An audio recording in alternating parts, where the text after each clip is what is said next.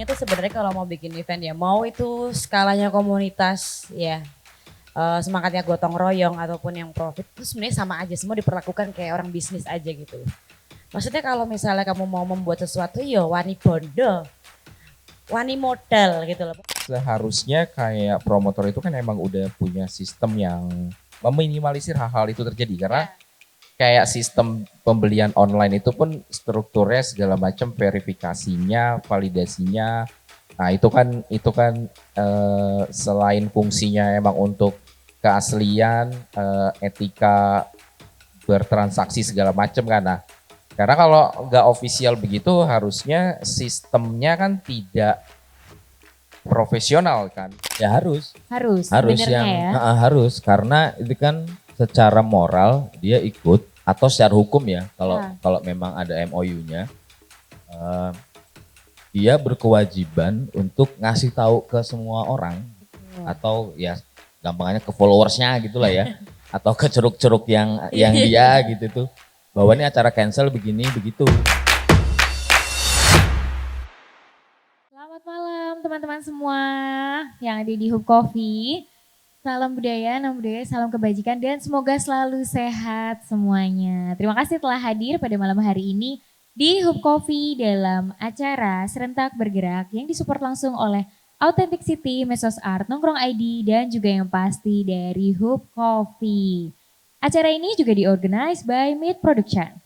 Nah, hari ini kita akan membahas fenomena konser musik abal-abal. Tadi kita sudah dibuka oleh band Kopi Luwak X Button Down. Kayak reuni ya sebenarnya ya. Tadi judulnya, iya. Nah, hari ini kita akan membahas tentang fenomena konser abal-abal, sharing session tentang waspadai konser abal-abal. Dengan narasumber yaitu kita ambil dari beberapa bidang, ada promotor, media partner, dan juga manajer band. Ada dari Desta Musik Jogja, lalu ada Andi Pranata dari Romantic Tunes, dan juga Kak Wipteta, manajer Apollo 10. Nah, bagi nama-nama yang saya sebutkan, boleh maju ke depan, kita langsung mulai sharing sessionnya. Malam hari ini telah hadir Mas Andi, Mas Desta, dan juga Kak Wipti. Ya, wow, ini menggema sekali saya suaranya. Kak, oh apa? Mau dipanggil Mbak aja nggak apa-apa ya? Oh, siap. Iya, jadi malam hari ini kita akan membahas tentang fenomena konser musik abal-abal. Nah, kita mengajuk tema waspadai konser abal-abal. Mungkin sebelum kita masuk ke sharing session, boleh perkenalan dulu dari Mas Andi dulu boleh. Selamat malam semuanya. Maaf, perkenalkan nama saya Andi dari Romantic Tunes. Kalau eventnya ada yang pernah nonton nggak ya? Romantic Tunes, terus promotornya namanya Secret Creative. Kita base-nya di Yogyakarta. Selanjutnya Mbak. Oh iya, selanjutnya Mas Desta boleh.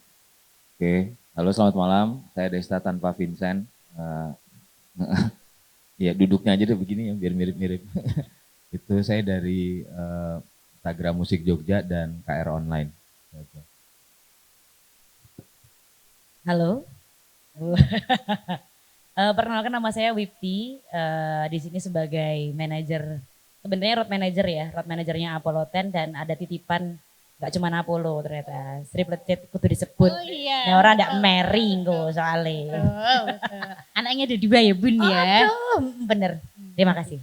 Sama-sama, oke itu tadi sudah perkenalan ya. Nah kita langsung aja masuk nih, ini kan lagi panas-panas banget ya. Ada beberapa konser di Jogja yang gagal, betul. Nah menanggapi itu bagaimana tanggapan? Kita tanyain dulu tanggapannya apa sih mendengar fenomena-fenomena yang lagi panas-panasnya nih akhir-akhir ini di Jogja. Mungkin dari Kak Wipti dulu aja nih sebagai band yang langsung di cancel jebret ya kan misalnya. Kan kita juga nggak tahu ya kalau Apollo ada yang di cancel apa enggak. Kira-kira gimana nih Kak Wipti sebagai road manager dari dua anak itu tadi? Mangkel ya. Tapi kebetulan karena bukan band yang saya ampu gitu, yang mengalami gitu. Dan semoga sih kedepannya juga gak terjadi di band yang benar. Itu sebenarnya rasanya sedih juga sih karena ngopo ya guys gitu. Karena kalau misalnya ngelihat track record apa ya, entah promotor, entah event organizer yang mengadakan acara tuh sebenarnya kalau dilihat bukan yang pertama kali bikin acara, kok ora sih. Jadi kayaknya sayang sekali kenapa gitu kok terjadi hal yang begitu menyedihkan ini. Bonus sih. Itu ya keresahannya ya Bun ya. Oke, nah kalau dari Mas Desta sebagai media partner, nih gimana perasaannya?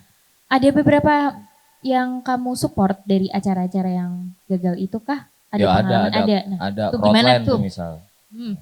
Sebut nama aja lah, Oh, kayak waduh. misalkan Crowdland, ya Iya. support gitu, segala macam. Terus ada beberapa yang sifatnya mini gitu ya, mini konser, Ya. mini gigs juga ada beberapa yang tidak jadi terlaksana gitu sih. Ya sebenarnya bukan hal yang baru gitu.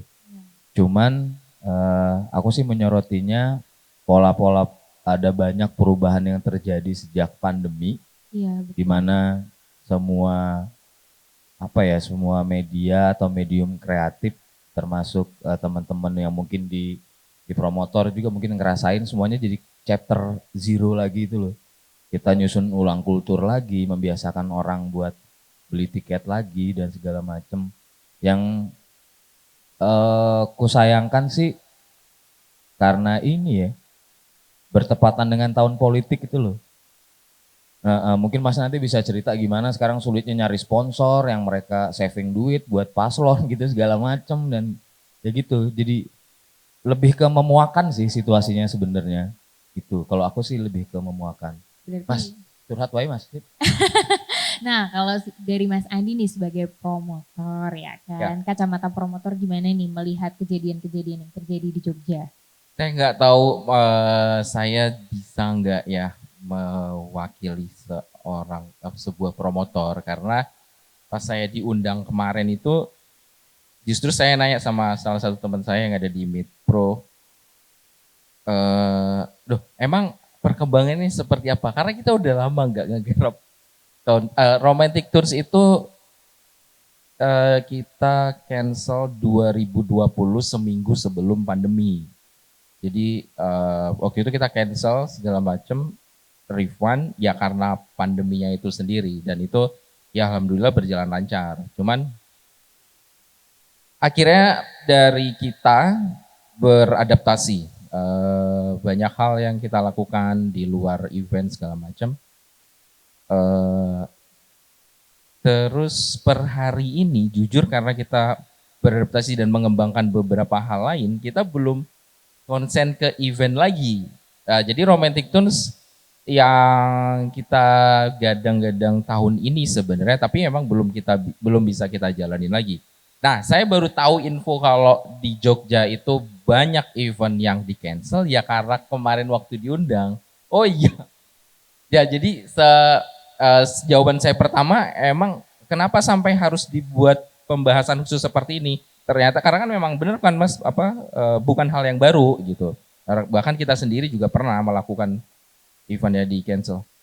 Ternyata sebanyak itu, semasif itu sebulan ini udah berapa gitu kan. Nah ya saya, oh ya oke, menarik sih sebenarnya saya juga pengen tahu perkembangan seperti itu. Jadi saya beberapa ngulik.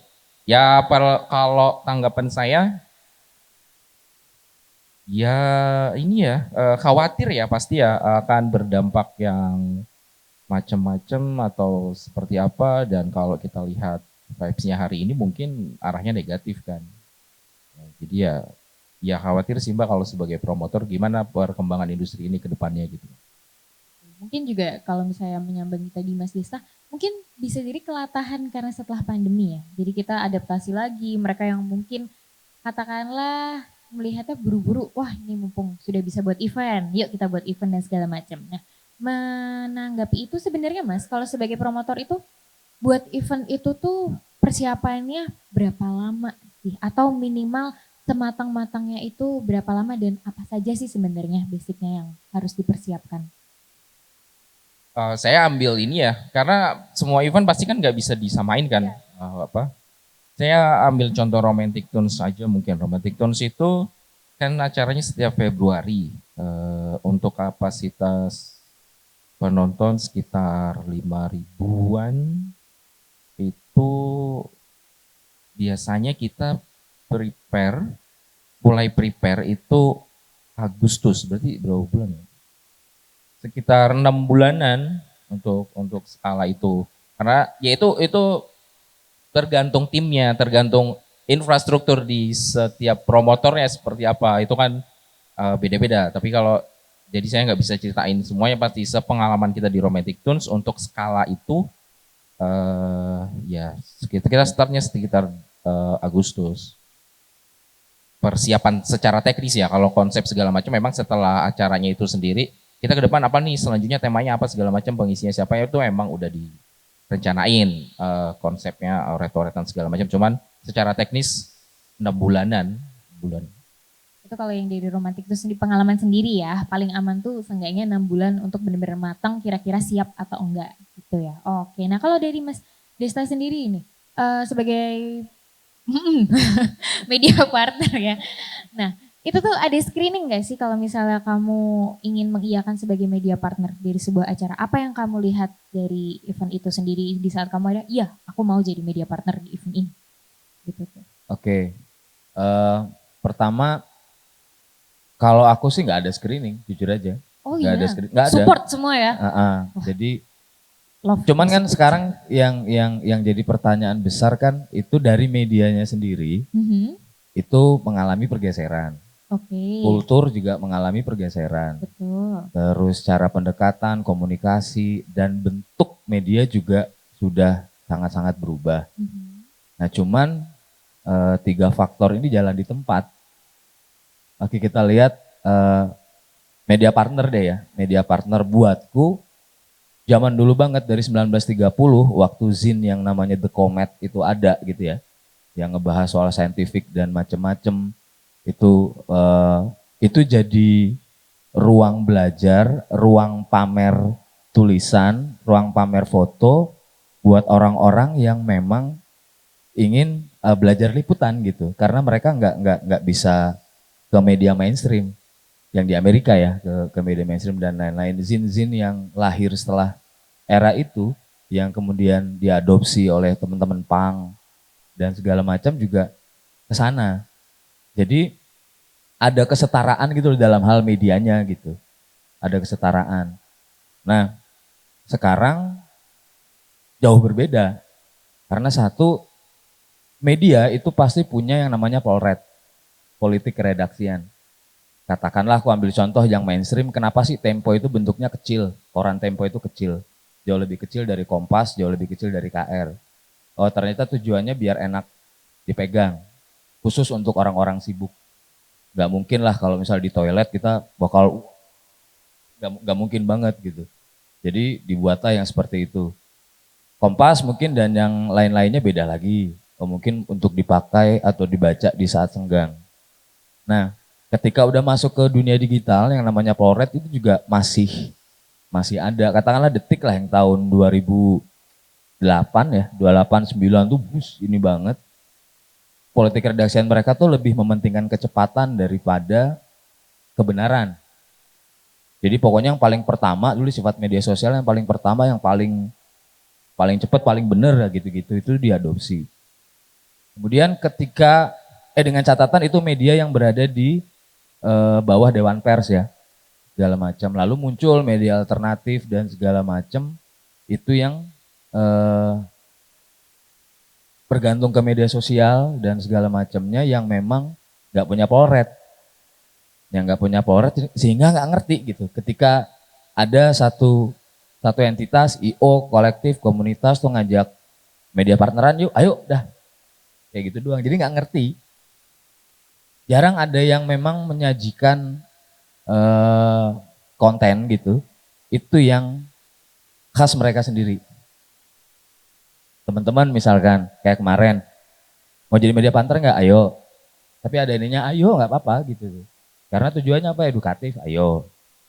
Cuman yang dikirimkan ke media partner, itu kan lagi-lagi cuman mindah apa yang ada di poster, memindah informasi yang ada di poster ke caption gitu.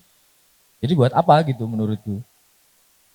Padahal ada banyak gaya yang bisa dilakukan untuk mempromosikan, memasarkan dan segala macam dari si media partner itu. Ya karena kehilangan Polred itu tadi sih. Menurutku sih begitu. Jadi kegesernya gitu. Dan Kak Janiki sekarang kan tertutup kalau menurutku. Aku jadi banyak ngomong bentar ya. Sekarang itu semuanya tertutup gitu. Satu acara ngajak partneran ke media B. Itu cuma dijadiin corong pemasaran aja gitu. Padahal si media partner ini dan si penyelenggara itu kan bisa kong kali kong. Kebutuhannya apa sih? Promosi. Oh, ini sudah H-7 tapi yang beli tiketnya masih segini. Harus kayak gitu. Ya, betul. Jadi ya udah kita push lagi deh. Gimana caranya? Ntar terbuka aja si artis mau bawain apa, mau ini kayak gimana gitu. Karena kukira setelah pandemi itu orang mulai memulihkan diri secara ekonomi, secara psikis dan segala macamnya, dan butuh pertimbangan. Untuk apa uang yang mereka keluarkan gitu? Buat apa sih gitu? Kenapa sih gigs? Misalkan gigs harus 25.000, harus 30.000 gitu. Dan segala macamnya. 2008 itu kita pernah dirusak menurutku dengan Post Entertainment. Waktu itu Gigi bikin event di Mandala Krida. Pada waktu itu teman-teman entah itu dari IO mas, terus dari komunitas, kolektif, media dan segala macam itu udah coba gimana caranya kita membangun kesadaran untuk membeli tiket ke teman-teman sendiri, dari Mas Menu Seka Booking, Mas Wo di Snow Wave dan lain-lain itu udah gerak bareng-bareng tuh. Oke, kira-kira 5.000 deh nggak apa-apa.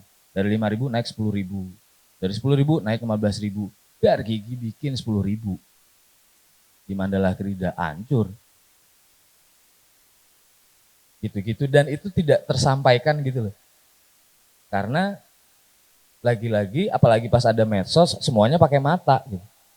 Ini media partner, oh ntar komplimennya dapat tiket ini segala macam. Ini kritik untukku juga ya. Ya udah kita datang ke acara, foto, video, yang penting aku teko gitu. Jadi nggak ngerti. Ketika ada gigs yang sifatnya festival gitu ya, yang banyak penampil, sebenarnya kita boleh kok cuman pengen ngeliput 1, 2 dan segala macam. Tapi kita disandra gitu. Disandra bahwa harus adilnya segala macam gitu. Adil itu bagaimana juga bingung juga definisikannya. Aku itu dulu deh, Beb. Gitu. Ya boleh. Kalau dari Mbak Wipti nih ya, setelah pandemi dan setelah kejadian-kejadian ini, apakah yang membuat kamu tertarik untuk mengiyakan sebuah konser itu? Apalagi kan dirimu ada genre juga nih bandnya. Nah, kira-kira kamu melihat juga nggak event itu, oh ini kira-kira cocok nih untuk bandnya, maksudnya dengan genre band yang aku pegang, dengan band yang aku ayomi, kayak gitu-gitu. Kalau ngomongin soal pertimbangan, ini pertimbangan untuk memilih kan betul. sebenarnya. Sudah pasti ya. Yang pertama tuh kalau dibilang uang, tentu kalau di band-band, aku nggak mengecilkan band yang tak ampuh ya. Maksudnya di tier kami sebetulnya uang tuh jadi bukan yang utama karena kan sebenarnya exposure yang utama tuh sebetulnya.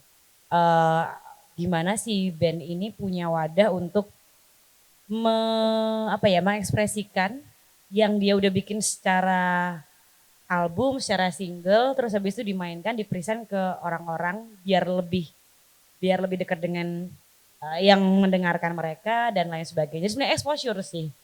Terus sudah pasti kalau uang itu jelas ya. Tapi itu pun melihat ya, maksudnya melihat acaranya tuh kayak gimana sih. Apakah ini acara komunitas yang memang secara swasembada tani ngono kae kan. Atau memang dia punya sumber dana yang mencukupi sebetulnya untuk menghargai si band ini dengan fee kayak gitu.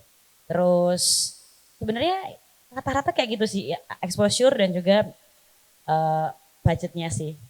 Melihat pertimbangannya. Kemampuan event itu tadi ya. Betul. Ya. Oke, nah kalau misalnya ini pertanyaan buat Mas Andi tadi ya, betul. Jadi perihal tentang want to sell, jual tiket yang tidak jadi jadi ada beberapa orang nih sekarang sosial media itu bisa jadi banyak hal ya. Beberapa orang yang jadi jual tiket di sebuah eventmu misalnya, tapi itu tidak official dari eventmu. Itu kamu menanggapinya seperti apa? Bukan lagi calo, tapi orang-orang yang buka jasa. Aku jual tiket nih, ada yang mau nyari event ini nggak? Nah itu kayak gimana tuh? Kira-kira kamu menanggapi kejadian? Iya betul banget, calo milenial. Kalau intelek. Apa ya, sebenarnya saya susah juga ngebayangin ya, karena seharusnya kayak promotor itu kan emang udah punya sistem yang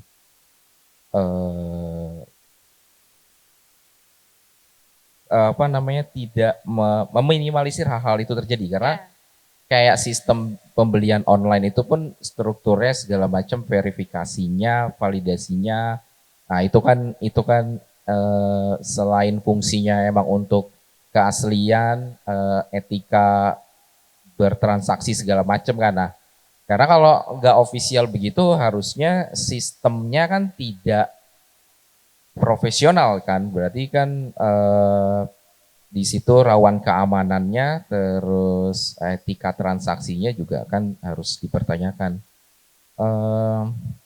Kalau kita yang tahu mungkin kita juga akan respon, ini tujuannya apa, dapat tiket dari mana segala macam, sebisanya kita berkomunikasi. Tapi kalau ternyata memang kayak saya adalah pemilik tiket dan saya tidak bisa berangkat segala macam, nah itu Secara mungkin pribadi ya. ya. Tapi kalau yang dimaksud tadi berarti kayak jumlah Secara borongan gitu. Wah. Ya. Ya, saya pernah dapat meme yang kayak begitu tuh. Saya nggak jadi berangkat, kelebihan beli tiket tapi kelebihannya 80 gitu kan. Ya paling mungkin kalau kita menjangkau ya kita ikut kontrol. Kalau kita ngejangkau pasti kita ikut kontrol, karena kalau kan ada resiko yang lebih tinggi kalau memang itu bukan tiket asli yang dia dapetin, itu kan mempengaruhi banyak hal, keamanan, crowdnya segala macam, kelebihan kapasitas, itu resikonya kan banyak. Nah itu kira-kira kalau misalnya dari Mas Andi sendiri perlu nggak sih mengeluarkan statement-statement bahwa tiket yang kita sediakan tuh hanya dari official kita aja, tiket yang lain. Jadi tapi ntar misalnya ada yang bilang nih, wah menutup pintu rezeki orang lain nih. Nah, misalnya karena kan tidak memungkiri bahwa calo juga sudah ada dari zaman bahula ya. Nah itu bagaimana itu kalau dari Mas Andi sendiri? Sejauh ini, nah sebenarnya saya takutnya ngejawab dari itu budaya-budaya tahun sebelum pandemi kan Mas, karena memang kita belum banyak explore tentang perkembangan hari ini. Kalau dari yang pengalaman dulu itu ya sebenarnya kita ikut publikasikan bahwa tiket resminya hanya di sini. Tapi kita tidak melarang untuk maksudnya tidak ada imbauan khusus melarang, tapi tidak menganjurkan juga kan maksudnya. Jadi tidak menganjurkan juga. Jadi kalau itu ya monggo aja. Cuman dengan tidak menganjurkan itu berarti kan kita tidak menunjukkan diri kita cross ke pihak-pihak tertentu. Tapi kita tindakan langsung aja, kita meminimalisir. Misalnya yang terakhir itu satu KTP hanya maksimal 4 tiket. Nah, seperti itu. Ya ternyata juga feedbacknya ada aja. Jadi satu orang itu nggak tahu mereka bisa menghimpun puluhan KTP juga kan akhirnya. Iya. Tahu tetangganya atau siapa. Ya itu perkembangan yang kita memang belum melakukan sejauh itu. Jadi kita masih mungkin kita akan kontrol juga KTP-nya. Kita filter, ini KTP yang emang usia-usia nonton konser nih. Kalau KTP usia 60-an tahun mungkin kita bisa begitu, tapi kita belum bisa. Oke baik. Nah kalau dari Mas Desa nih sebagai media partner, kira-kira kalau misalnya event itu cancel, apakah media partner juga mengeluarkan statement? Ya harus sebenarnya ya. Harus, karena itu kan secara moral dia ikut, atau secara hukum ya kalau memang ada MOU-nya, dia berkewajiban untuk ngasih tahu ke semua orang. Atau ya gampangnya ke followersnya gitulah ya, atau ke ceruk-ceruk yang dia gitu tuh, bahwa ini acara cancel begini begitu gitu tuh. Dan itu harus memang berjalan terus menerus kayak gitu. Jadi nggak bisa gara-gara oh ini eventnya bau-baunya bakal gagal nih gitu. Nah kita nggak bisa diem, kudu gerak aja gitu. Ini gagal apa enggak? Harus nge-push lagi ya, tanya ke yang Ya. bersangkutan. Jujur aja waktu Crowdland kemarin, waktu road to-nya, Iya. akhir Juni aku udah nanya ke orang-orang, teman-teman panitia yang tiba-tiba berubah gitu. Oke, dan tiba-tiba oh ada satu simpul, oh ini temanku juga, oh ini temanku Ya. juga, aku tanyain, tapi mereka malah juga tidak mendapat kepastian. Informasi juga ya yang pasti. Oke. Gitu, dan nggak bisa cuci tangan begitu aja. Itu benar, kayak pertanyaan dasarnya adalah, gue screening apa enggak sih? Gitu. Iya. Nah itu tadi balik lagi ke, oh ternyata nggak punya polred gitu. Iya. Selain alasan teknis seperti ya sekarang di dunia digital orang-orang harus ngikut algoritmanya Instagram, algoritmanya TikTok, dan lain-lain Twitter, itu tadi TikTok, ya. atau Google Analytics-nya Google kayak gitu. Kalau gue sih itu apanya.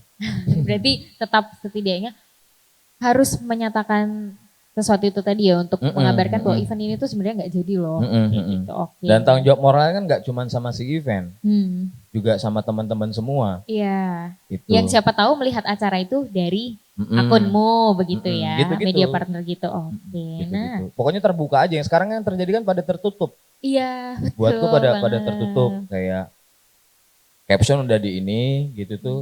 Terus tuh kita bikin caption sendiri, Mas pakai yang kemarin aja. Mungkin ada tekanan dari sponsor juga dan ini segala macam. Cuman yang harus dibeberkan adalah kalau semuanya terbuka nih, dari media partner juga terbuka, membuka diri gitu. Ya aku isone mau kopas kayak atau kayak gimana, terus penyelenggara juga pokoknya kan cuman dalam surat perjanjian misalkan kami maunya 5 kali post. Nah kan nggak ngerti 5 kali post itu tujuannya apa sih gitu. Iya betul. Itu apakah memang murni promosi untuk ngejar tiket? Itu apakah pengen menebalkan brand dari IO atau penyelenggara? Atau emang gimana? Tujuannya apa gitu ya. Gitu-gitu. Iya, Jadi iya. kalau lebih terbuka aku kira semuanya bakal enak. Itu berarti masuknya ke ini ya Mas ya, obrolan tentang compliments awal itu tadi ya. Misalnya aku mau buat event, aku kontak Mas Dista bisa nggak jadi media partner dan lain-lain. Nanti perjanjiannya gini, tujuannya jelas, harus jelas ya. Itu tadi sebenarnya masuk ke screening juga nggak sih Mas kalau kayak gitu? Itu Ya masuk kan? juga. Tapi sayangnya dari dulu mungkin ya, dari dulu kita tidak terbiasa untuk itu. Oke. Karena lagi media sosial kan mainnya mata. Yang penting aku ada di situ, aku support. Karena menurutku tae, aku bilang kayak gitu. Itu kurang tai, kayak gitu. kurang menghayati gitu ya, kurang dalam maksudnya nggak sih? Nggak nggak- dapat rasanya Media partner juga nggak ngerti gitu. Ini acara ini tentang apa, bagaimana? soal apa gitu segala macam. Itu nggak ini juga. Ini menurut pengalamanku ya. Iya. Kayak gitu. Di lain sisi juga penyelenggara dan beberapa komunitas cuma nganggap media itu sebagai IO.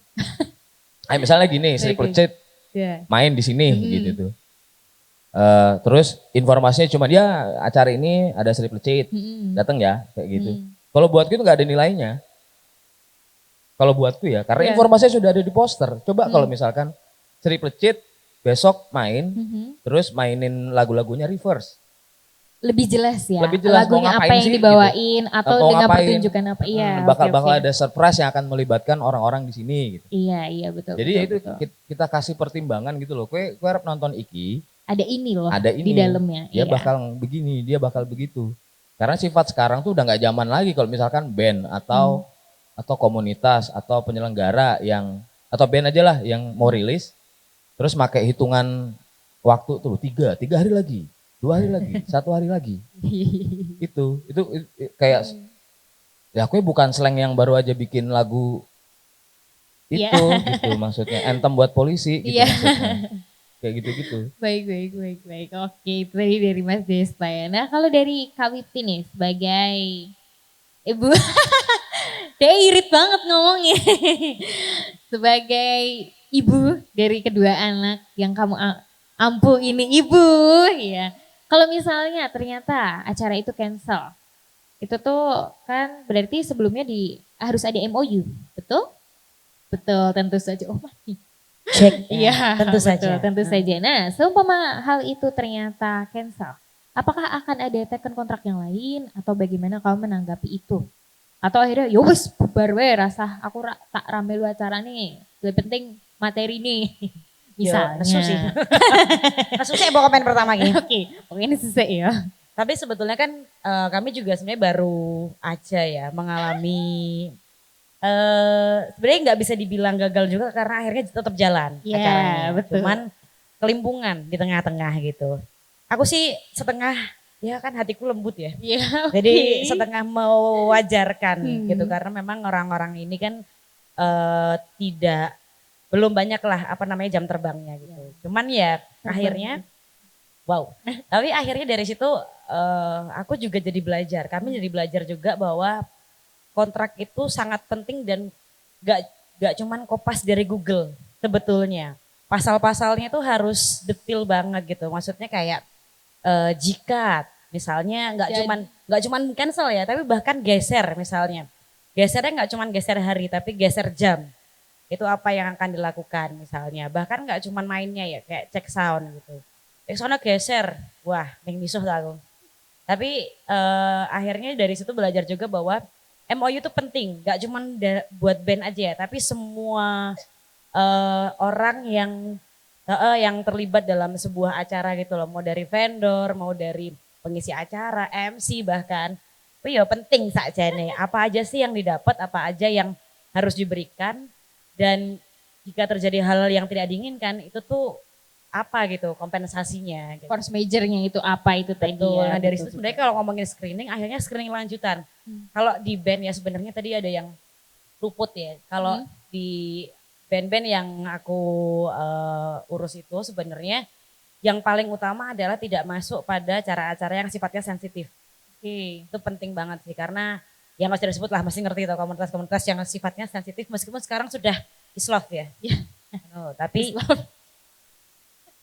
Tapi memang itu penting sebenarnya screening di awal. Nah lanjutannya adalah bagaimana kita melihat si penyelenggara ini memanajerial eventnya gitu. Jadi emang follow up itu juga penting dan MOU itu juga sangat penting termasuk PT. Itu juga penting. Iya. Kalau misalnya memang itu Kejelasan berbayar. di awal ya. Bahkan di acara komunitas pun sebenarnya juga penting meskipun gentleman agreement ya sifatnya. Nggak ada MOU pun kita juga harus benar-benar detail gitu. Sakjane acaranya sido apa ora, terus habis itu tanggal berapa, di jam berapa, cek soundnya ono apa ora, kayak Iya. gitu-gitu. Komplimen apa yang harus didapatkan, kayak gitu-gitu. Seperti itu. Jadi secara detail itu tadi acaranya mau bagaimana, terus habis itu dalam-dalamnya itu kayak gimana. Sebelumnya perjanjiannya lebih jelas dulu Betul ya. sekali. Betul banget. Nah berarti Mas Andi sebagai promotor, kan ini tadi jadi belajar bahwa harus screening dulu nih kayak media partner dan bandnya harus screening ditawarin ada event ini nih. Terus beberapa kan akhirnya kayak ini dia kira-kira sebagai promotor sudah terverifikasi belum dan lain-lain. Sebenarnya tuh yang bisa dihitung dalam verifikasi sebuah promotor yang akurat tuh kayak gimana sih? Ada nggak sih takarannya atau emang yaudah semua orang bisa jadi promotor, semua orang bisa jadi EO? Nangkep gak yang aku tanyain? Takutnya nanti tanya apa ya mbaknya? Ya, berarti saya Bingung gitu sebagai apa nih? Sebagai promotor atau sebagai penonton yang nge-screening. Jadi promotornya bener enggak atau gimana? Jadi Ya. kayak misalnya sebenarnya tuh bisa ngelihat promotor ini bener-bener promotor yang terverifikasi atau tidak tuh ada takarannya nggak sih atau bagaimana? Kalau dari sebenarnya kan yang bisa kita konsumsi itu kan cuma informasi eventnya doang kan ya. Iya. Jadi materinya apa, talentnya apa, caranya di mana, waktunya segala macam, terus penyelenggaranya siapa. Kita nggak bisa dapat informasi detail biasanya di informasi itu di poster segala macam. Oke. Saya belum tahu ya sekarang itu kalau website kebanyakan juga dilempar ke vendor tiketing kan biasanya jasa tiketnya. Jadi nggak ada informasi promotornya siapa, ada legalnya apa segala macam kan biasanya nggak seperti itu. Jadi ya mungkin kita ngelihatnya ya track recordnya ini acara keberapa segala macam gitu kali ya kalau sebagai penonton. Iya. Terus kemudian kalau kita biasanya ada komunitas eh, apa fanbase, Mhm. artis segala macem. Nah itu juga bisa diverifikasi. Biasanya kita Dari kalau situ. kalau suka musik tertentu, kita biasanya jadi fanbase artis tertentu itu kan biasanya banyak banget informasi ini valid atau enggak segala macam. Paling itu sih kalau dari promotornya valid atau enggak, informasi kita minim kecuali kita mau repot segala macam. Ada yang itu juga kalau nggak salah baru tahun 2020 atau 2021 kan dibentuk ada APMI, Asosiasi Promotor Musik Indonesia. Itu kan juga banyaknya promotor Jakarta sih. Hari ini kita juga baru ngulik kapan ya? Baru ngulik minggu ini bener-bener setelah oh iya kita gabung aja nih segala macam gitu. Ya paling itu sih. Tapi kalau di APMI itu misalnya kan ini benar nggak nih di APMI itu kan diverifikasi apa di filter lagi ini ada legalnya, track recordnya, karyanya, produknya apa aja segala macam gitu sih. Kalau kita coba daftar begitu. Oke, baik. Berarti sebenarnya akhirnya sudah ada itu tadi komunitas apa-apa? Berarti Asosiasi asosiasinya Promotor ya. Musik Indonesia APMI, Iya. APMI. Berarti setidaknya ada yang lebih secure ya kalau misalnya oh ini masuk ke asosiasi ini lebih aman. Insya Ya Allah itu salah satu indikator bisa jadi. patokan di situ ya. Iya, baik. Nah, kalau misalnya event itu bisa dikatakan berhasil itu bagaimana sih Mas? Apakah dilihat dari banyaknya penonton? Apakah dilihat dari banyaknya orang yang nge-share di sosial media dan segala macam? Dulu kalau saya belajar awal-awal itu yang saya baca itu dulu ini saya kalau saya mau bikin event itu dulu juga saya ini sebenarnya promotor atau IO segala macam. Waktu masih level itu Ya. terus berhasilnya ini gimana apa nih berhasilnya karena tahun 2013 awal kita bikin event itu apakah hanya benar-benar untung doang atau apa nih yang benar-benar harus jadi barometer? Yang kalau saya baca itu dulu ya keterselenggaraannya dan tentu saja memang profit. Karena salah satu tujuannya kan profit. Tapi nggak kalah penting yang nomor satu justru keterselenggaraannya. Bener nggak informasinya, komunikasinya segala macam yang didapat sama penonton sesuai atau enggak gitu-gitu kan. Itu sih menurut saya. Dilihat dari situ ya. Apa namanya? Dokumenternya, Keterselenggaraannya. Iya, iya. Nah, kalau dari Mas Desta sendiri sebagai media partner melihat event itu berhasil tuh bagaimana? Dari apa sih? Apakah sama juga melihat event itu berhasil itu dari mana sebagai media partner? Kalau aku kalau udah ditulis obituari mungkin ya. Enggak, karena ini lagi-lagi persoalan kultur lagi ya. Persoalan kultur lagi. Entah itu kolektif yang sering menyelenggarakan event, komunitas yang sering menyelenggarakan event, atau penyelenggara, itu kan selalu menganggap satu event itu jangka pendek. Kalau buatku ya, aku melihat satu event itu jangka pendek. Kerjasama dengan media partner itu juga akhirnya menjadi jangka pendek. Nah padahal bulan itu nyampe 12 gitu. Sambung terus. Bersambung ya. terus gitu dan segala macamnya. Nah untuk memupuk entah itu dari brand, kepercayaan publik, lalu atau kepercayaan sponsor dan lain-lain, itu kukira dari event itu selesai, itu sampai setahun kemudian mau bikin event lagi. Oke. Jadi kayak gitu terus. Substance ya kira-kira. Jadi promosinya memang terus menerus. Ya kayak teman-teman band-bandan lah ketika merilis single, ya rawat aja tuh singlenya gitu. Entah itu mau setahun, entah mau berapa lama dengan konten-konten tertentu gitu. Dan kerjasama dengan media partner juga tidak bersifat jangka pendek akhirnya. Jadi yang sifatnya panjang. Kita bisa terkoneksi, punya jejaring dengan artis juga. Oke, minggu ini bisa ini gak sih kami mau naikin apa misalkan. Nah teman-teman juga besok mau ikut naikin apa enggak gitu. Atau dikasih akses buat wawancara.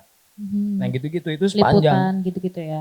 Sepanjang tahun. Jadi orang itu akan mengingat oh Seri Plecit main di sini. bakal main di sini, Apollo 10 main di sana yang begini gitu. Iya, Itu bakal ketika diinget-inget terus ya. sesuatu yang diwacanakan terus menerus, entah itu bohong atau enggak, kan intinya jadi kebenaran tuh. Iya sih, benar-benar. Jadi menurutku ya harus panjang, harus setahun lah paling pendek. Jadi punya jangka panjang ke depannya ini mau gimana sih, akan terus-menerus hidup dan tumbuh ya. Iya, hidup dan tumbuh. Ya gampang lah kalau di Jogja nih kan. Misal romantic tunes, misalnya sebulan sekali, 2 bulan sekali kita ngopi aja dah, gitu-gitu. Kita mau bikin ini, mau bikin itu. Lalu yang kemarin begini, begitu, gitu juga. Yang penting jangan putus, jangan habis event putus gitu. Jadi gimana ngerawat itu biar tetap Ngerawat, terus ngerawat, panjang gitu ngerawat ya. itu aja. Oke, nah kalau dari Kak Wipti, Iya. Kalau misalnya dari band sendiri tuh event dikatakan berhasil dari pandanganmu itu penontonnya banyak tapi nggak ngerti lagumu, atau penontonnya intimate tapi mereka menikmati lagumu? Wah. Wih, saya meneh wih. Duer. Tapi sebenarnya kalau dari kacamata band ya, Iya. maksudnya kalau pertanyaannya apa sih tolak ukur keberhasilan dari band, ya benar tadi keterselenggaraan dulu sebetulnya Iya. baru profit gitu. Tapi kalau dari band harus milih misalnya ya, mendingan banyak, nggak bisa milih. Karena ketika banyak tapi nggak tahu lagunya itu sebenarnya juga chance gitu. Karena mencoba untuk membuka pasar baru kan, untuk Betul. yang kira ngerti gitu, jadi ngerti sesuk siapa tahu menjadi suka gitu. Yang intimate pun juga sama-sama menyenangkan karena sedikit tapi akhirnya Lebih kerasa ya. juga gitu. Kalau dari band sih sebenarnya ya keberhasilannya adalah semuanya lancar sih, bahkan dari pranya gitu, dari pranya juga bagus. Komunikasi Pertama komunikasinya bagus, memanusiakan manusia ya kan. Terus habis itu waktu acara juga orality, dan pas akhirnya juga bayarannya cepat, jelas gitu. Ini ngomong ke profit, kalaupun tidak profit misalnya komunitas juga akhirnya bener sih ngomongin soal, sebenarnya aku mau menanggapi banyak sih soal pendapatnya. Ditanggap dong. Betul Kak sekali, Wipti. karena memang redaksional itu penting, kontinuitas juga penting, maksudnya relasi antara band, terus IO dan juga media partner itu juga penting karena kita sama-sama saling membutuhkan gitu. Dan orang yang udah terjun di dunia hiburan, dunia musik terutama itu pasti haus akan acara gitu. Kayak misalnya Apollo gitu atau Sri Pecit, gak cuma ditangkap buat main gitu, tapi juga punya acara-acara sendiri sebetulnya yang emang diselenggarakan oleh band itu sendiri gitu. Yang kalau misalnya dia berhenti di satu acara aja itu akan sangat sayang banget sebetulnya. Jadi kami pun juga memikirkan gimana caranya acara kami juga berhasil gitu, yaitu dengan memaintain acara setelah acara itu selesai kayak gitu. Wis sih. Gak mau ditangkap lagi Bu. Oke, nah ini tadi ada tambahan lagi Mas Andi. Misalnya ternyata event itu gagal, apakah cukup hanya memberitahu masa lewat sosial media, karena sekarang dipermudahkan oleh sosial media, atau melakukan preskon atau hal-hal lain yang memang ke khalayak publik? Atau sebenarnya bagaimana sih cara menanggapinya secara baik itu di saat event itu cancel? Lagi-lagi base-nya saya ya, jadi saya nggak bisa ngewakilin ini yang lain-lain. Yang saya lakuin dulu sepengalaman 2020 waktu Romantic Tunes cancel karena pandemi, kita bener-bener yang paling urgent itu pemilik tiket dulu. Ya. Jadi kita Refund ya. kasih informasi dulu ke mereka lewat WhatsApp dan email. Setelah itu baru di hari yang sama tapi duluan kirim pesan dulu, baru kita publish di sosmed. Sejauh ini yang kita lakuin itu, dan karena acara kita memang dipublishnya di sosial media, sehingga mungkin orang-orang umum yang belum memiliki tiket ya konsumsinya dari situ. Jadi itu yang kita sampaikan dari situ. Tapi emang kita utamain yang pemilik tiket. Apa alasannya apa segala macam itu ya udah refund. Nah, kalau misalnya menanggapi refund itu tadi tuh sebenarnya prosesnya tuh kayak gimana sih Mas? Refund itu apakah 100% akan dikembalikan atau bagaimana sebenarnya? Yang Kalau boleh tahu. Yang kita kemarin lakuin 100% kembali. Cuman emang kemarin kita masih sangat optimis. Ini apa pandemi sebulan 2 bulan lah kita benar-benar nggak menyangka sampai bertahun-tahun. Sehingga waktu jujur aja kemarin emang kita ada opsi mau di refund atau di tahun berikutnya. Enggak, tahun berikutnya sih ya. event selanjutnya karena Oke. memang perkiraan kita itu nggak nyampe setahun gitu kan.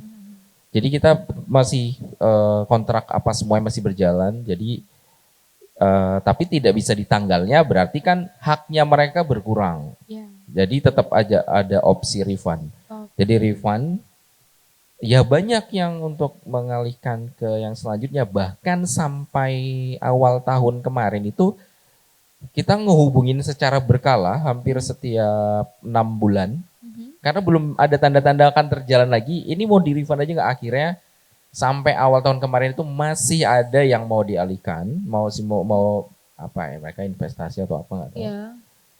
Itu sebenarnya kita menjaga hubungan baik dengan audiens Audiens ini kita tadi, kan. ya. Tapi ya udah deh narasi kita supaya tidak terjadi hal yang tidak diinginkan. Nah, kita mau menyelesaikan kewajiban kita sesegera mungkin. Toh nanti kita tetap berkomunikasi lagi. Maksudnya karena kita punya database segala macam, insya Allah nanti kalau acara yang setelah ini kita bisa jalan lagi, mungkin kita akan upayakan untuk mendapatkan informasi yang pertama kok, yang benar-benar udah percaya sama kita. Paling itu. Jadi ada opsi kemarin kita untuk itu bagian dari apa ya manajemen ya, finance segala macam aja ada opsi itu kebijakan itu. Tapi akhirnya ya berapa 70% yang minta refund, 30%-an enggak mau. Oke, berarti sebenarnya ngecek secara berkala pun itu penting ya. Enggak kalau Ya. misal, wah orang dikontak ki, rasa di refund. Oh.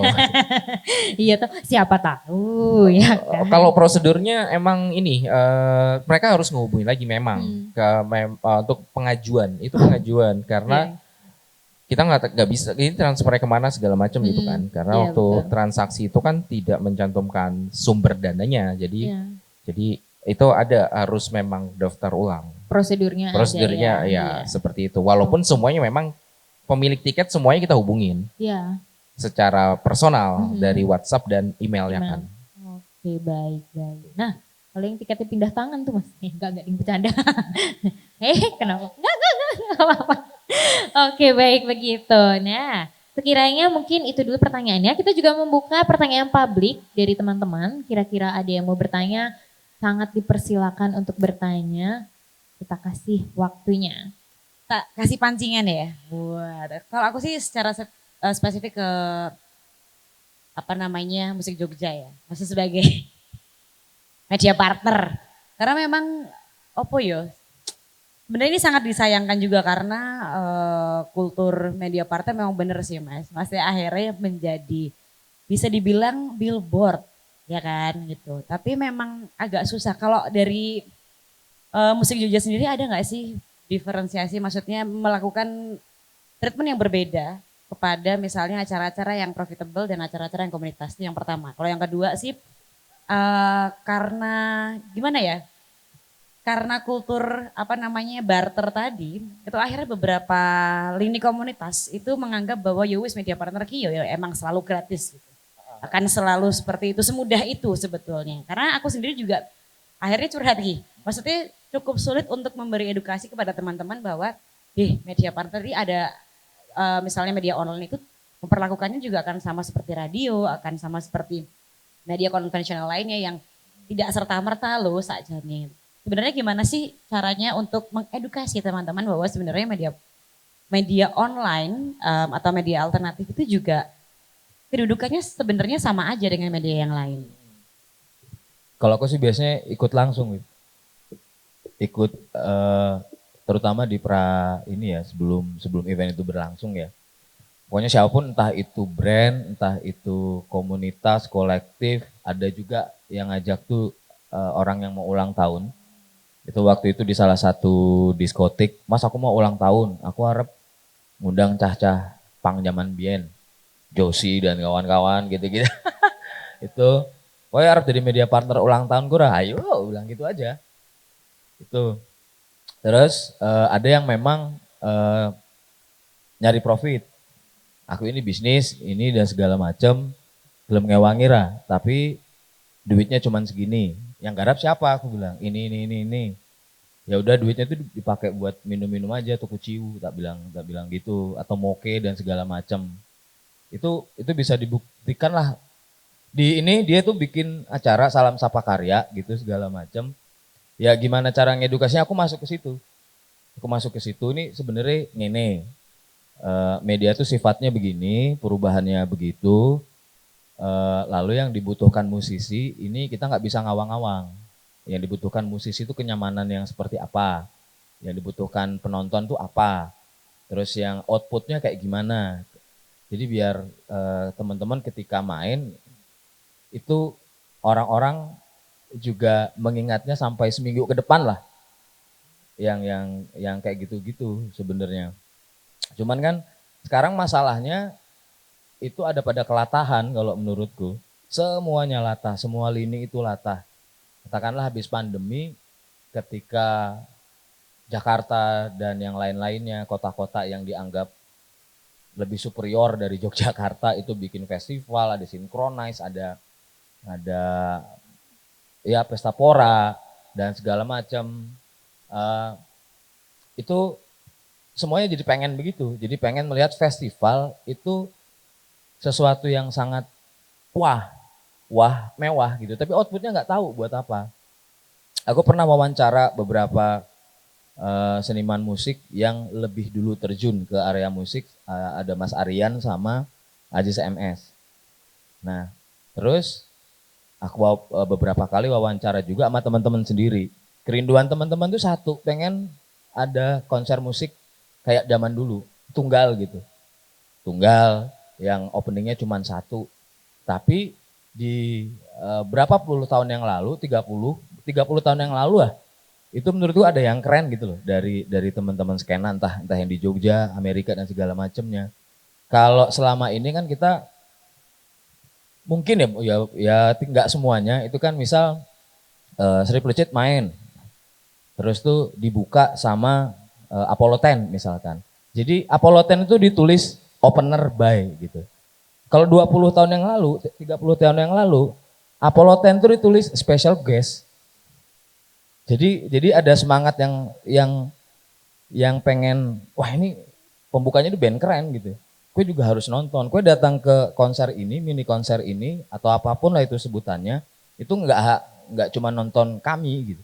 Tapi nontonlah juga band yang bakal ngebuka gitu. Salah satu yang paling sukses di sejarah musik itu Heart kan. Dia jadi special guest band tertentu yang akhirnya sukses besar gitu-gitu. Itu sih sebenarnya kelatahan itu yang ini. Di lain sisi juga yang namanya pertunjukan, artis, konser tunggal itu kan melibatkan banyak sekali disiplin ilmu di dalamnya. Yang ketika festival ABCD itu bermunculan, profesi-profesi itu udah mulai dilupakan.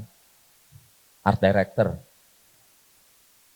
Sekarang mana sih festival yang dengan waktu 30 menit, 40 menit penampil itu bisa benar-benar bikin show yang keren. Itu ada art director. Terus ada lagi penata suara, penata cahaya gitu segala macam. Zaman dulu yang namanya konser tunggal itu memang jadi apa ya istilahnya itu upaya artis untuk memainkan emosi penonton tidak hanya lewat musik tapi lewat bagaimana pertunjukan visualnya, lighting dan macam-macam. Nah, kayak gitu sih. Gimana cara edukasinya ya mau nggak mau harus turun. Harus ikut, wah ikut ini ikut itu sambil ngomong pelan-pelan ini segala macam. Berarti sebenarnya sosialisasi itu juga penting ya. Itu masih jadi aduh, apa Pak? Bahasanya udah mulai bahasa pemilu nih sosialisasi. Enggak gitu maksudnya lah. Apa ya? Bercengkrama. ya. Bercengkrama mungkin ya. Itu juga penting ya Mas ya. Masih jadi kunci utama kita untuk saling mengedukasi itu tadi ya. Iya sih benar juga. Karena iya kalau di 2000-an sekian waktu zaman JNM Bunker itu kan kita masih yang 5.000 aja kita rela gitu loh ngeluarin itu karena mikirnya oh support temen nih datang emang mereka buat acara ya udah buat bareng-bareng gitu loh. Tapi emang ya semakin berkembangnya zaman dan segala macam memang kadang sulit ya. Jadi memang balik lagi ke kunci utama ngobrol satu sama lain itu adalah komunikasi yang paling bagus. Betul banget. Sekali lagi ada yang mau bertanya? Boleh mungkin perkenalan dulu. Namanya siapa, rumahnya di mana, datang sama siapa? Oh enggak. Iya, nomor HP, nomor KTP, foto KTP juga boleh. Perkenalan dulu Mas, namanya siapa, dari mana? Selamat malam, saya Maman dari Kota Gede. Iya, iya. Saya ingin menanyakan perihal sekarang kan banyak problem di mana beberapa acara itu kan banyak yang nggak jadi dan semacamnya gitu. Jadi mengurangi trust ke beberapa orang-orang yang pengen nonton. Apakah kedepannya beberapa media partner dari perkumpulan media partner ini akan bentuk satu tim di mana nanti kalau misalnya media partner tersebut sudah mengupload berarti ini benar-benar acara yang bisa dipercaya. Atau beberapa media partner bisa kerjasama dan semacamnya, apakah mungkin akan ada seperti itu gitu. Oke, pertanyaan seperti itu sih. Itu kan cukup membantu kepercayaan masyarakat meningkat lagi kalau misalnya ada acara udah diupload di sini berarti ini benar-benar real acaranya. Oke, terima kasih. Terima kasih Mas Maman, boleh dijawab? Kak Dista berarti untuk media partner ya? Iya. Kalau aku sih malah nggak pengen ada satu perkumpulan yang menaungi, tiba-tiba ada ADART, ada kesepakatan tertentu dan lain-lain gitu. Soalnya 2019 itu aku pernah diajakin dan aku tolak, jujur aja. Karena bagiku, jadi menyamakan niche tiap-tiap media gitu. Jadi menyamakan itu semua. Nah, sebelum pandemi, Jogja ini kan sebagian musisi Jogja kan punya musuh bersama nih, Jakarta tuh. Itu segala macam yang memandang Yogyakarta, kulturnya dan segala macamnya tuh masih kayak kampung kayak gitu. Tiba-tiba aja ada videomaker nyamperin, wah di sini ada kamera Sony ini enggak? Kan ya tersinggung videomakernya. Temanku sendiri itu tersinggung. Jancok kan ini dikira di sini apa kayak gitu ya. Di musik juga sama. Nah, adanya musuh bersama itu secara natural itu akan membangun akan membangun semangatnya teman-teman lagi buat kantor wacana itu. Sebenarnya yang jauh lebih dibutuhkan buatku sih itu kebersamaan yang dibangun dengan sendirinya gitu loh. Jadi bukan lewat kesepakatan bersama dengan tujuan bisnis dan lain-lain atau dengan alasan politis dan lain-lain karena contohnya udah ada gitu. Kalau menurutku, yang pada akhirnya yang diomongin tetap bisnis juga. Mediamu kalau misalnya ada yang iklan nggak boleh lebih dari ini. Mediamu kalau ada yang iklan nggak boleh lebih dari ini. Ada harga bersama gitu-gitu segala macem. Kalau buatku itu ngembaliin ke zaman Orba sih. Ketika Asosiasi Perusahaan Rekaman Indonesia itu menyamaratakan semua, pokoknya artis 5%, 10%. Pokoknya label sekian. Terus distributor yang paling gede, karena kalau nggak ada distributor, barangmu nggak akan ada di toko musik. Itu sama aja gitu kayak Orba menurutku. Itu aja aku. Thank you. Terima kasih Mas Dista. Sudah menjawab Mas Maman atau mau mendengar dari Mas Andi dan Kak Wipti juga? Iya loh. Kok iya loh? Aku nganggur kok. Oh iya. Iya maaf. Oke, mungkin ada lagi teman-teman yang mau bertanya? Boleh, satu pertanyaan lagi. Dan kita juga ada hadiah spesial loh buat yang tanya. Hadiahnya adalah, dibilang hadiah langsung ke tangan. Enggak bercanda ding Mas. Musikus ya ini yang mau tanya, musikus ya? Iya betul banget. Halo selamat malam teman-teman semua, perkenalkan nama saya Faizal. Lebih ke mungkin Mas Andi ya. Mungkin lebih ada dua pertanyaan. Yang pertama tuh dulu sih ketika memulai karir sebagai promotor itu sempat ingat nggak sih event pertama tuh yang dibikin apa gitu. Lalu mungkin atas dasar apa akhirnya berani terjun sebagai promotor, itu yang pertama. Lalu yang kedua, ada nggak sih kayak skema berapa persen untuk bagi teman-teman yang ingin istilahnya kayak pengen bikin event tuh, kadang kan yang kita tahu mereka selalu mengandalkan tiketing ya. Jadi ketika tiketing nggak berhasil nutup, event akan cancel. Itu gimana sih skemanya? Apakah lebih banyak di sponsorship dananya baru kita buka buat buat tiketing, istilahnya kayak buat nutup produksinya dulu lah. Itu tuh sisi amannya gimana sih gitu. Kadang kadang penasaran juga sih apakah emang karena gara-gara alasan, kan kebanyakan alasannya karena salah perhitungan gitu kan. Itu kan perhitungan yang seperti apa gitu yang selama ini mungkin bagi teman-teman yang IO yang gagal tuh emang se nggak bisa hitung apa sih gitu. Akhirnya kok itu jadi eventnya jadi cancel gitu. Itu adakah perhitungan yang aman banget untuk skala produksi itu seperti apa gitu. Mungkin dua itu sih. Terima kasih Mas. Thank you. Dijawab ya Mas Andi. Yang pertama event yang pertama ya Mas. Kalau yang pertama dulu sebelum terjun jadi promotor, dulu kita kampus kan. Saya dulu kuliah di UIN itu ngegarap konser musik, acara ulang tahun fakultas. Kita ngundang Sheila on Seven waktu itu di UIN. Itu event pertama, tapi kalau yang promotor itu Romantic Tunes. Romantic Tunes yang pertama itu tahun 2015. Itu kita di GOR UNY. Waktu itu Tulus dan Sheila on Seven, dua band itu. Romantic Tunes itu ya sebenarnya kita sebutnya apa ya, festival, bukan, mungkin lebih ke intimate, hanya karena romantik segala macam, terus harus di Februari, indoor, dan gigsnya ada 2 gitu, terus tanpa ada MC kita, Mbak. Oh, Mbak. Ya kita nggak ada MC ya, jadi kayak langsung main aja. Jadi orang loading masuk, terus lampu mati, mulai posisi pertama, terus transisinya pun ya udah mati aja, nggak ada apa-apa, sekitar 20 menitan mungkin udah diem aja, penontonnya nungguin segala macam, terus masuk yang musisi yang kedua.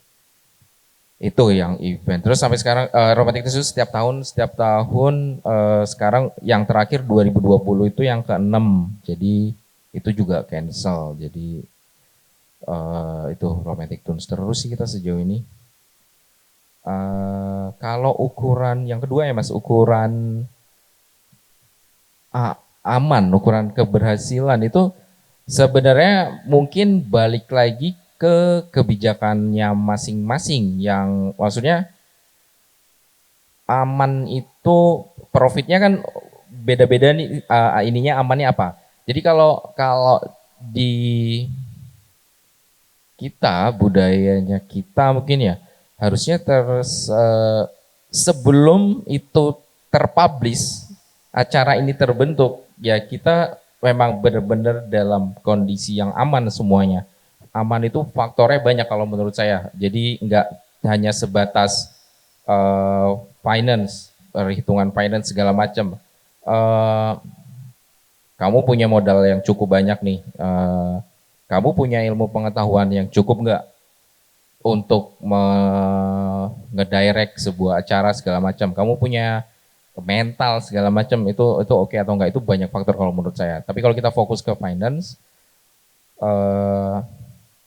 lebih ke apa ya, Romantic Tunes itu kita hampir yang udah berapa tahun, yang ke-6 itu sebenarnya udah 7 kali yang ada yang di Malang. Itu kita nggak ada sponsor, jujur aja Mas. Jadi kita memang hidup berjalan itu tanpa sponsor. Itu mungkin juga tadi balik lagi culture, budaya masing-masing ya. Kita mengkalkulasi semuanya, ngebangun ini perhitungannya berbeda dari tiketing semuanya. Tidak semuanya berjalan lancar, iya. Tapi sejauh ini memang alhamdulillah kita aman dengan dengan strategi komunikasi, budaya marketing, dengan media partner segala macam, itu juga kita komunikasi. Banyak hal yang kita lakuin, ya tidak menampik, memilih-milih. gestarnya itu yang masanya aman segala macam paling itu. Jadi kalau secara finance juga ya tentu kita harus amanin. Kemudian kalau ke presentasinya itu juga pastinya setiap ini beda-beda kebijakan. Romantic Tunes itu persentase produksi dengan tiket jualnya itu,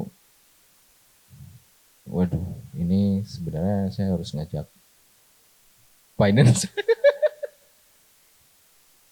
Tapi kalau dari angka rata-rata tiket itu biasanya wajib tercapainya kita di 50%. 50% tercapai. Tapi apakah kalau enggak 50% kita enggak berjalan atau kita enggak aman segala macam, mungkin kalau dari profit kita pasti enggak aman. Cuman kalau balik lagi ke ini tetap harus keterselenggaraannya kan, itu kan jadi tolak ukur yang utama acara itu berhasil atau enggak. Menurut saya keterselenggaraannya. Jadi dengan kita lebih aman dari awal sebelum kita mempublish, sebelum kita mencetuskan, sebelum kita meinikan acara itu, ya kita harus aman semuanya. Apakah itu mental, ilmu pengetahuan, jaringan segala macam sampai finance, ya itu sebenarnya harus aman dulu. Kalau amannya terselenggara atau enggak, ya kalau dengan semua persiapan itu tadi aman, ya mudah-mudahan harusnya aman terselenggara. Tapi ya namanya usaha, plus minus segala macam itu pasti akan kita temuin kan, akan kita jumpain. Itu sih paling Mas. Ya. Cukup nggak Mas? Cukup ya, makasih Mas. Terima kasih Mas Andi, Mas Faisal juga sudah bertanya. Nanti hadiahnya dikasihkan oleh panitia ya. Katanya, iya gak usah Mbak, buat Mbak aja. Oh enggak, iya. Bercanda, siapa tahu. Gitu. Nah itu tadi mungkin adalah, masih ada pertanyaan lagi atau tidak? Saya tutup. Oh iya. Udah dikode, mohon maaf. Iya, jadi itu tadi menutup pertanyaan publik pada hari ini juga. Dan mungkin terakhir boleh dikasih pesan-pesannya. Nah ini untuk mungkin dari teman-teman yang akan membuat event atau teman-teman dari band juga bagaimana caranya. Pokoknya pesan aja deh Mbak. Intinya tuh sebenarnya kalau mau bikin event ya mau itu skalanya komunitas ya, semangatnya gotong royong ataupun yang profit itu sebenarnya sama aja, semua diperlakukan kayak orang bisnis aja gitu. Maksudnya kalau misalnya kamu mau membuat sesuatu ya wani bondo, wani modal gitu loh. Modal sama kayak yang diomongin sama Mas Andi tadi, kalau gak cuman uang sebetulnya ya, secara SDM, secara pengetahuan itu juga harus, jaringan itu juga penting gitu. Kalau misalnya nggak berani ya wes rasa gitu loh, dari awal nggak usah bikin acara kalau apa-apa terus iki piye Mas, iki piye ngono kae lho. Karena itu akhirnya juga jadi media kita sama-sama belajar, baik dari yang membuat acara, karena musisi pun juga pasti bikin acara. Mau dia launching ya kan, atau mau bikin apalah gitu, pasti semuanya bikin acara. Jadi yang penting adalah sadar dulu ketika mau bikin sesuatu ya, apapun itu, bahkan musisi bikin lagu aja butuh modal kan. Butuh duit untuk rekaman, masa ya sing rekam ratine duit oh guys gitu. Makanya kan jadi harus siap dulu dari awal. Kalau memang dirasa takut atau nggak mampu, mending nggak usah bikin aja. Kalau nggak berani untuk men-challenge dirinya gitu. Begitupun juga dengan band menanggapi misalnya tawaran-tawaran kayak gitu juga harus pinter juga ngelihatnya. Apapun itu bentuknya, mau komunitas mau itu profit juga harus lihat sebenarnya, karena bohong banget sih kalau ngomongin soal ini pergerakan bersama ngono kayak, karena yang dipikir pasti akan perut sendiri juga gitu. Jadi tetap harus dilihat gitu, apa sih yang bisa kita dapat bareng-bareng tanpa harus menjatuhkan satu sama lain gitu. Kalau dari saya sih seperti itu. Terima kasih Kak Bibit. Kalau dari Kak Desta, pesan-pesannya? Kalau saya sih mulai datang aja lah ke gigs yang dibuat sama temen-temen gitu tuh. Ke gigs kancah mungkin datang aja, nggak usah tersandra dengan apapun, tidak usah tersandra dengan kata support, rasupport, nggak usah pusing dituduh anak skena bukan anak skena, Kalau ya pokoknya dengan tuduhan-tuduhan memuakan macam itu bodo amat. Punya datang aja, kalau mau bayar bayar, kalau mau nunggu jebolan gitu segala macam bebas-bebas aja gitu. Nikmatin aja lagu teman-teman dan segala macamnya. Tapi juga apa ya istilahnya mawas diri gitu. Jangan cuman menjadikan gigs tuh jadi ruang buat mabuk tok gitu itu segala macam sih kalau kalau kalau aku sih ngono gitu ya nggak enak aja kalau juga ada musisi yang toko mabuk main mabuk bali mabuk gitu segala macam rada susah juga gitu maksudnya untuk kita mengulasnya juga ya piye ngono kayak mungkin itu aja sih gitu lebih jalan keluar kamar gitu karena hidup yang sesungguhnya itu bukan di handphonemu gitu di 10 meter dari ruang tamumu juga itu hidup yang sesungguhnya. Terima kasih. Dari Mas Andi? Ya, makasih Mbak. Apa kalau saya tadi yang nyambung pertanyaannya Masnya bahwa gimana sih ini udah trust isu segala macam. Ya, saya paling pesannya itu kita masih banyak event-event di Jogja yang kredibel, yang berkualitas, yang profesional segala macam. Jadi mudah-mudahan teman-teman dengan adanya peristiwa-peristiwa yang lalu tidak menutup mata untuk melihat banyak sekali di Jogja kita masih eksis berkarya, masih rame, masih bagus-bagus semuanya, panggungnya masih bagus. Tidak bisa, maksudnya mudah-mudahan teman-teman tidak mengeneralisir semuanya bahwa wah ini gimana tidak bisa dipercaya segala macam. Nah mudah-mudahan masih banyak teman-teman saya yang nyelenggarain acara, ada karosel konser, ada banyak lagi acara-acara yang keren-keren di Jogja yang itu bisa jadi ya sangat worth it lah, bisa dipercaya insya Allah.